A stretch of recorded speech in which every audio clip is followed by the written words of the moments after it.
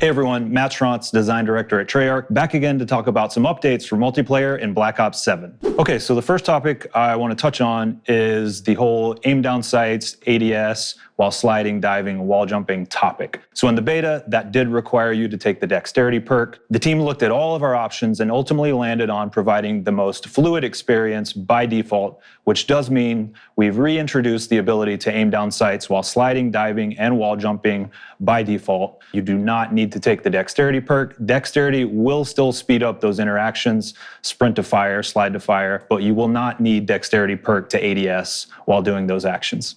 Okay, next one I want to touch on is just to reconfirm a topic I touched on in our last dev update about footstep volume. We have slightly increased the volume of our footsteps in multiplayer. We're very happy with where they're at, where it's going to incentivize more stealth playstyles without over-indexing on the need for the ninja perk. Okay, next I want to touch on where we've landed with our slide tuning coming out of the beta for launch. Alongside that dexterity change and the ADS change, we have slowed down the slide speed a bit and we reduced the distance a bit, but I promise you it still feels great, it still feels fluid, but we want to make sure that that's not the only way you can enter in an engagement. Okay, another movement topic I want to touch on are our mantles. So we saw the feedback, we agree, some of the mantles felt a little slow, so the team is going through every single mantle in the game to make sure that we have a consistent speed and fill, and everything feels fast and fluid. The next one is a meaty topic, and it's about our perks and our perk distribution. Got a lot of feedback. We made some changes ahead of beta coming out of our blog. A lot of you had a lot of feedback on that, which we appreciate. But the big changes that we're going to focus on here for launch are, one, we want to make sure that we are incentivizing and allowing for varied play styles. Two, we saw a lot of feedback on how stacked slot 1 was, so we've made some adjustments there that I think you're going to be happy with.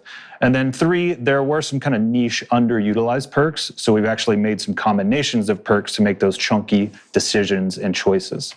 Okay, let's get into the details. First change, we've actually moved Tech Mask to slot 2 from slot 1. That's going to allow for classes like Flak Jacket, Tech Mask, and Guardian for a very strong support tanky class. We've moved Tac Sprinter to slot 1 from slot 3, Looper to slot 3 from slot 2, and that's going to let you loop your score streaks. Cold-Blooded is going to slot 3 from slot 1, and that's going to allow for full stealth classes like Ghost, Ninja, and Cold-Blooded, with a wild card, of course. Scavenger is going back to slot 2 from slot 1. And then we'll start getting into the combinations of those underutilized perks that I touched on. So first up, Shadow, which allows you to move by traps without setting them off, has been added to Engineer. So that's going to be a fun perk where you can actually see enemy equipment through the world and then also approach it and not set those traps off. Vendetta, which allows you to see the location of your previous killer, has been added to Assassin. So if you really want to target a single player on the enemy team, this is going to be your perk. So one for our melee players, we've actually added Bruiser, which gives you increased health regen and score for melee kills to Close Shave. So if you want to go all in on that melee playstyle, this is going to be the perk for you.